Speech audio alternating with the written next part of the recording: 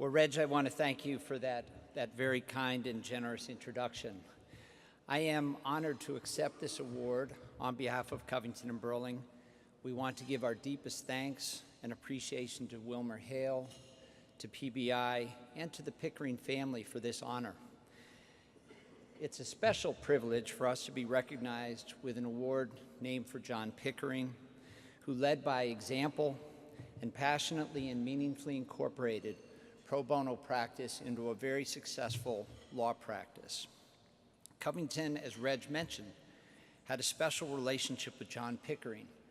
He and our revered partner, Charlie Horsky, were great supporters of many public service organizations, and they often worked together to promote these efforts.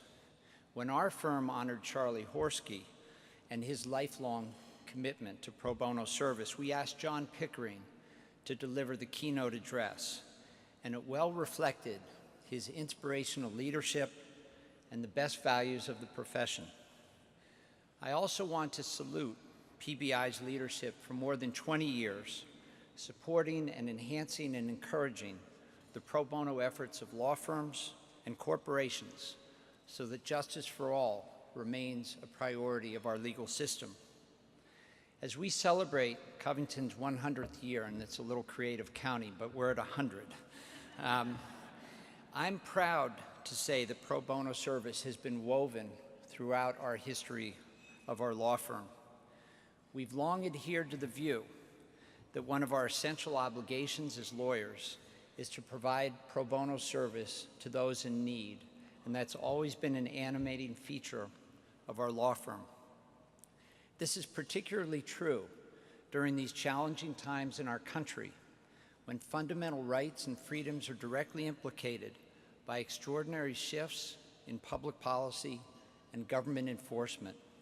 Whatever one's political views, whatever one's view on the political merits, these times have called for the private bar to step forward to ensure the primacy of the rule of law and to ensure the fundamental role of law as a check on government action and to ensure that government action is fairly tested in our legal system. In this moment of real challenges for our country, the breadth and depth of pro bono engagement among Covington lawyers is at record levels, I'm proud to say. Our lawyers are leading advocacy on many of the most pressing legal issues of the day, including challenging the rescission of DACA, as Reg mentioned, the detention of asylum seekers, the new citizenship question and the census, the military's transgender ban, the targeting of sanctuary cities for federal funding cuts, and the decision to slash nearly 1 million acres of public land from the Grand Staircase Escalante National Monument. We've been busy.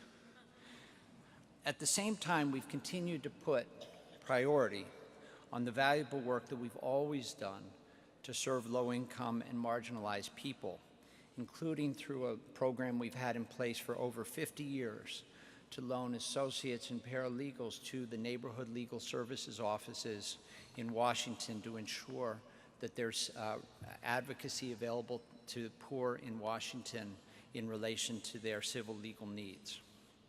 At Covington, we know that pro bono service can be critical to the lives of clients. We also know that it makes us better lawyers and better people, and it enriches our firm. We don't do this work to earn a recognition like this. It's not the reason we're doing it, but we're thankful for it. We're thankful to be recognized. And so on behalf of the firm, I want to express gratitude, and I want to congratulate all of tonight's honorees. I now have the pleasure to introduce to you a remarkable man, a pro bono client, and someone I now call a friend. In 2002, Brian Ferguson was a West Virginia University student expecting to graduate with honors and to attend law school. His life course changed dramatically when he was wrongfully convicted of murder in relation to a fellow student, and he was sentenced to life without parole.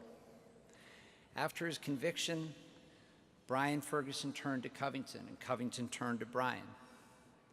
Over 11 years, More than 48 Covington lawyers spent roughly 12,000 hours working on Brian's case. That included a fair amount of my own time.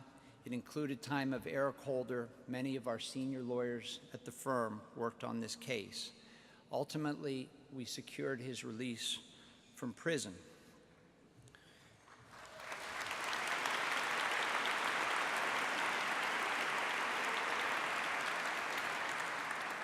And as a slight personal aside, soon after, maybe a year after he was released from prison, Brian was married. His lovely wife, Sydney, is here with Brian, and he has a small child now.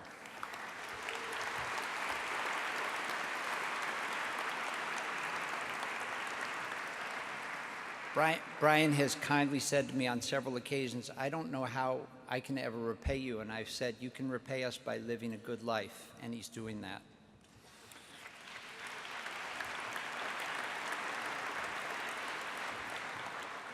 Brian's release has not only had a lasting impact on him, of course, but his freedom is going to touch the lives of many others. Since his release, Brian has committed to helping people who are affected by incarceration. He now serves in Washington as the director of the D.C. Mayor's Office on Returning Citizen Affairs, helping those returning from prison get a fair shot at reentering society.